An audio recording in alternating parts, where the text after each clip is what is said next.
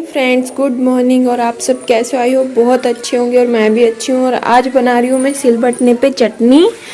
जैसे पहले मैं अपने घर पे बनाती थी शादी से पहले, यहाँ मैं बना रही हूँ बहुत सालों बाद, 4 साल बाद पहली बार बना रही हूँ, क्योंकि मेरा मन कर रहा है कि बना ही लो। यहाँ पे वैसे किसी को पसंद नहीं है, मम्मी पापा लहसुन प्याज की खाते नहीं, इसके पापा को भी अच्छी नहीं लगती, तो सिर्फ और सिर्फ ये चटनी मैं अपने लिए बना रही हूँ।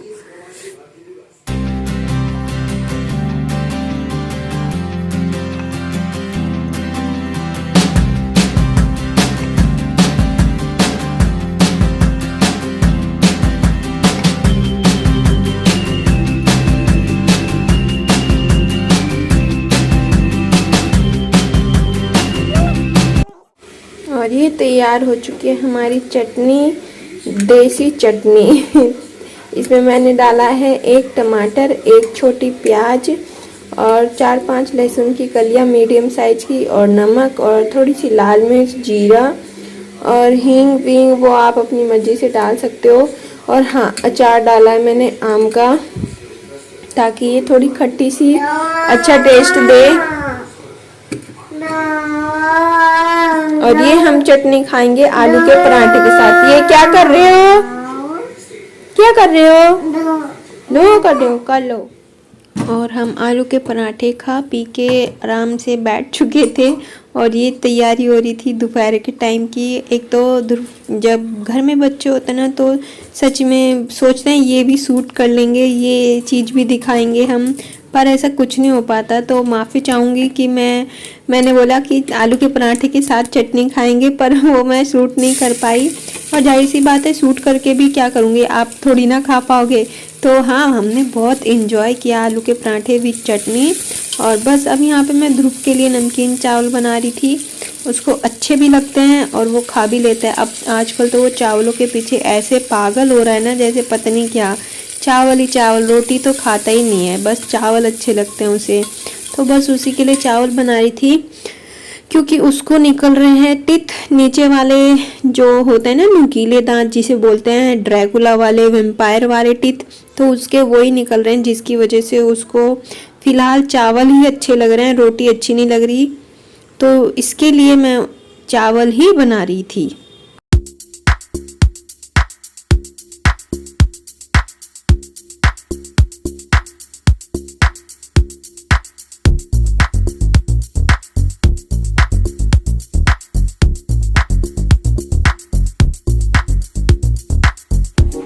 ये रेडी है हमारे गरम गरम चावल। ध्रुव, चावल खाओगे? खाओगे हप्पा? ठीक है।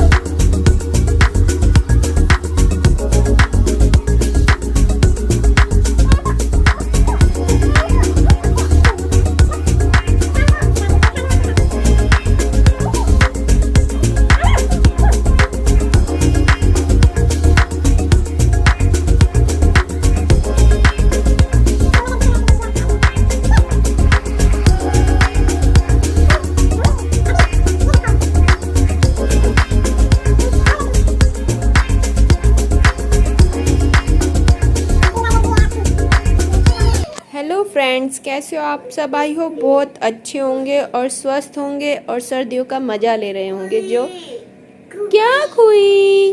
और ध्रुव को लग रही है इसको खोलने की, पर इसमें रखा है कुछ कीमती सामान, जिसकी वजह से मैं नहीं खोल सकती, क्योंकि फिर ये कर देगा तहस नहस। नहीं, नो बेबी, चलो मालिश करेंगे तेल की, सर पे लगाएंगे ये तेल और, है ना। आ जाओ बाहर, चलो धूप में। और आज इसने उठते ही बेड पे सुसु कर दी, तो इसलिए मैंने चादर बाहर धूप में डाली हुई है। और आज मैं आप लोगों से शेयर करूँगी कि कैसे मैं अपने घर का सारा खर्चा चलाती हूँ। बोले तो गृहस्थी चलाना एक तरीके से, जैसे घर का खर्चा, दाल रोटी सब्जी ये सब वगैरह, दूध का, ये सब भी एक गृहस्थी में ही आता है कि अपना घर कैसे चलाए। तो मैं आज आप लोगों से यही शेयर करूँगी कि कितने बजट में मैं कैसे कैसे अपना सब कुछ खर्चा और रसोई का सामान और सब्जी दूध ये सब मैनेज करती हूँ। तो प्लीज़ मेरी वीडियो में कंटिन्यू बने रहिए। आज मैंने किए थे हेयर वॉश, तो ऑयल लगाना बहुत ज़रूरी है। आओ यहाँ पे। और नहीं लगाती ऑयल तो बाल हो जाते हैं एकदम उड़े उड़े, बैंड बज जाते हैं। वैसे भी बालों की इतनी अच्छे से केयर हो नहीं पाती, ऐसे रहते हैं। अब जिसके नेचुरल बाल हैं अच्छे, वो तो अच्छी बात है, बाकी जिसके नहीं है उनको तो करनी पड़ती है थोड़ी। रुको रुको रुको।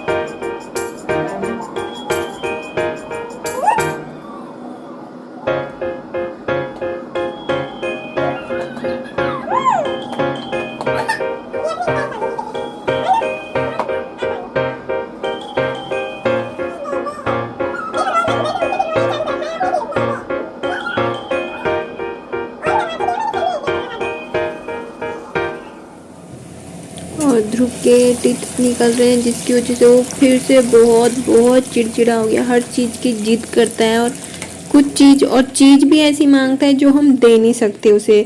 जैसे कि मैं सर पे तेल लगाई थी तो उसे तेल की डब्बी चाहिए थी और वो पूरा गिरा देता, और नहीं दी तो इतना रोया बहुत ज़्यादा।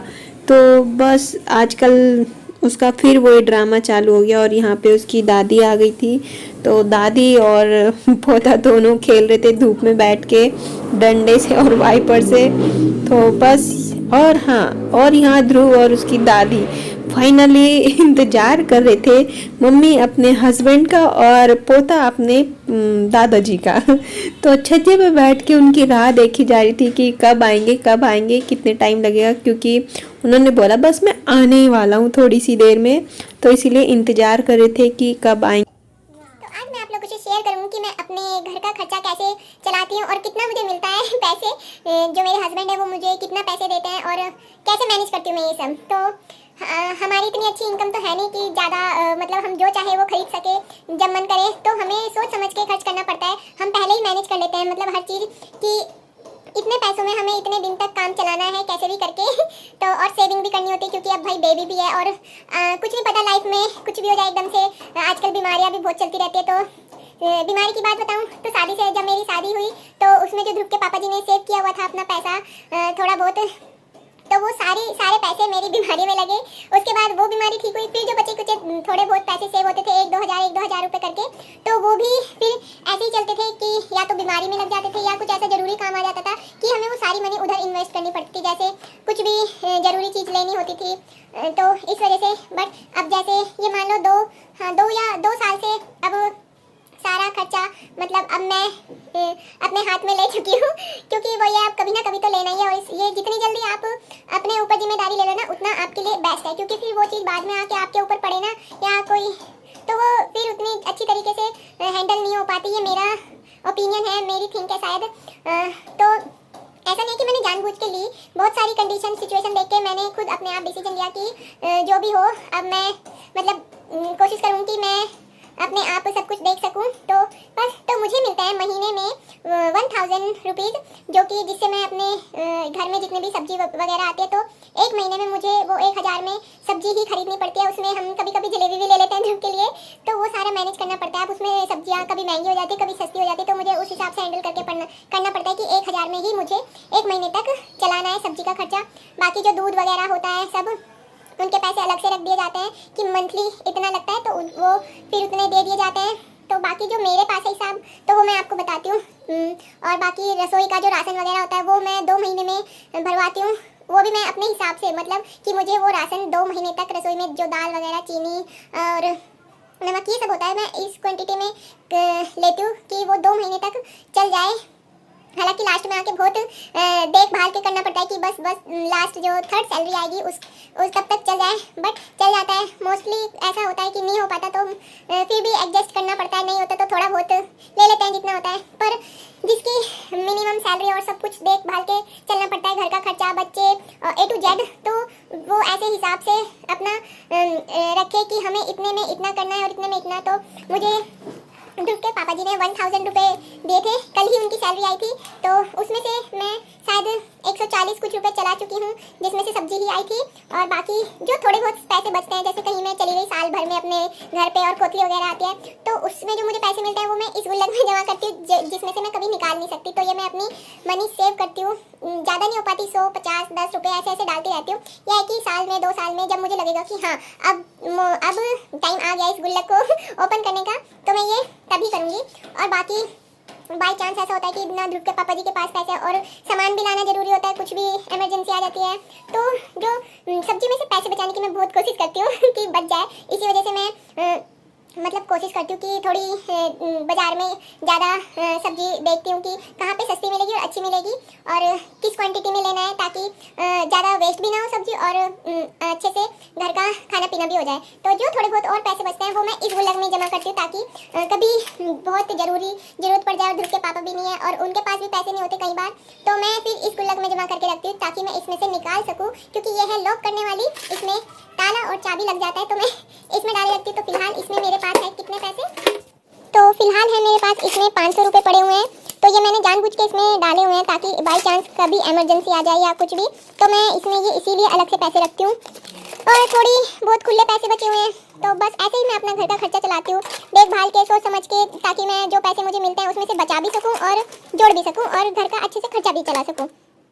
और ये सब मैंने अपने दिमाग से ही सोचा है कि हाँ मुझे ऐसे से बोलते हैं ना, परिस्थितियाँ हर इंसान को सिखा देती है और नहीं सिखाती, और वो इंसान खुद भी नहीं सीखता, तो भाई फिर वही होता है कि वो अपने पैर पे खुद कुल्हाड़ी मारता है। जैसे बोलते हैं ना कि इंसान कर्जा ले लेके वो तो भाग गया, ये हो गया वो हो गया, तो ऐसा नहीं होना चाहिए। तुम्हारे पास जितना है उसी में अपना खुश रहना सीखो और उसी में अपना और अपनी फैमिली का ख्याल रखना सीखो। हाँ ज़्यादा अच्छे से नहीं हो सकता, पर ये भी नहीं कि तुम बिल्कुल ही पुअर कर लो, या फिर ये है कि तुम दूसरों के चक्कर में, दिखावे के चक्कर में अपना नुकसान करो, कर्जा लेके कुछ करो। भाई तुम्हारे पास जितना है, जैसा है, उतने में ही खुश रहना सीखो, उतने में ही घर चलाना सीखो। जिसके पास डेली के 200 रुपये आते हैं वो भी खाना खाते होंगे, बस वो है कि वो अपना जिस हिसाब से उनके पास बनता है वो उतना खाते हैं, और जिसकी 20,000 30,000 सैलरी वो उस हिसाब से खाता है, जिसकी लाखों सैलरी आती है महीने में 1 लाख 2 लाख रुपए, तो वो उस हिसाब से खाना खाता है।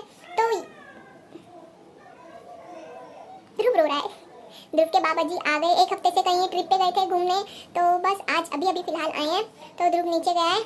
और दोस्तों अगर मेरी वीडियो अच्छी लगे थोड़ी सी भी, तो प्लीज़ लाइक कर देना, शेयर कर देना और सब्सक्राइब करना बिल्कुल मत भूलिएगा, ताकि मुझे भी मोटिवेशन मिलता रहे और मैं भी आपके लिए अच्छी अच्छी वीडियो लाती रहूँ।